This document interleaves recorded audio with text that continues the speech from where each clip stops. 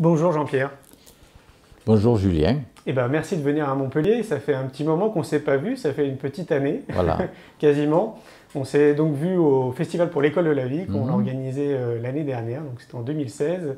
Cette année on est en 2017 et donc on est en train de réaliser notre deuxième documentaire qui s'appelle L'école de la vie, une génération pour tout changer et qui a pour objectif de mettre en avant tout ce que j'appelle des super-héros du quotidien qui se mobilisent depuis des années pour accompagner au mieux les parents, les enfants et les enseignants et surtout pour apporter un regard différent sur ce qu'on appelle l'éducation. Alors, je te laisse te présenter. Qu'est-ce que tu fais, toi, de ton côté, Jean-Pierre? Alors moi je suis un ancien instituteur.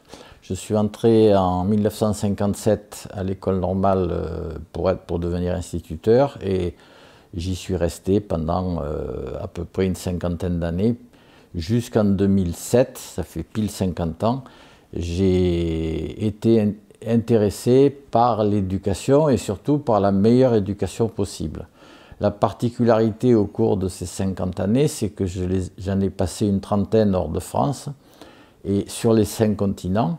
Et ensuite, je les ai passés aussi à des postes différents. C'est-à-dire que j'ai commencé bien sûr instituteur, enfin professeur d'école, mais j'ai été ensuite inspecteur de l'éducation nationale. J'ai été aussi expert principal pour l'UNESCO en éducation. Directeur, formateur, etc. Voilà. Et depuis 2007, j'ai une réflexion sur les 50 années qui ont précédé et qui m'amène à voir beaucoup plus clairement ce que j'ai fait en faisant ce que je faisais. D'accord. Donc ça fait 10 ans maintenant. Tu peux nous expliquer? Donc c'est 10 ans de recul finalement? Oui, c'est 10 ans de recul et 10 ans de réflexion sur ce qui se passe chaque fois que j'éduque. C'est-à-dire que je nais dans un milieu où l'éducation fait partie du paysage et c'est tout à fait inévitable et normal que je trouve que ça fasse partie de la société. Et en réalité, c'est un fait culturel qui d'une part est daté historiquement.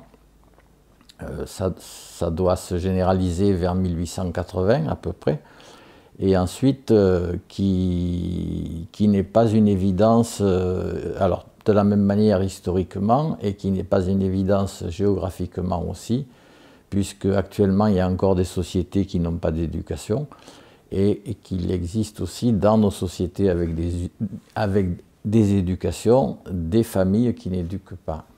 Alors il faudrait peut-être donner une définition à l'éducation. Je pense que c'est fondamental parce que la confusion est explicable et expliquée, c'est-à-dire que j'ai beaucoup de mal à distinguer l'éducation de l'apprendre.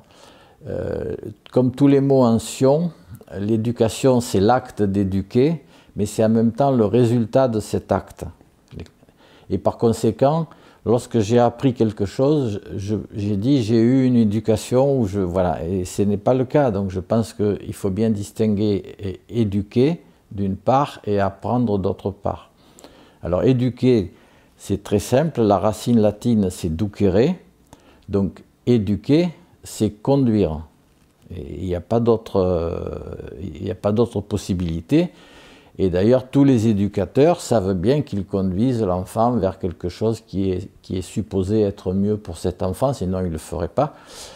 Quand ils sont gênés par ça, ils parlent de guide, mais toute éducation, c'est l'intention de quelqu'un sur un autre, alors généralement pour son bien. Mais l'éducateur, c'est le conducteur, tout simplement. Alors, en soi, ça pourrait n'avoir aucune valeur, puisque la valeur, je l'attribue. Ce qui va donner de la valeur à cet acte de conduire, c'est souvent où je conduis, comment je conduis et pourquoi je conduis. Mais je pourrais imaginer, et ça existe d'ailleurs, je peux éduquer à fabriquer des bombes, par exemple, qui tuent le maximum de personnes avec le minimum de moyens. Donc j'éduque des gens à mourir, j'éduque des gens à tuer, et donc l'éducation en soi, ça ne peut pas être un bienfait.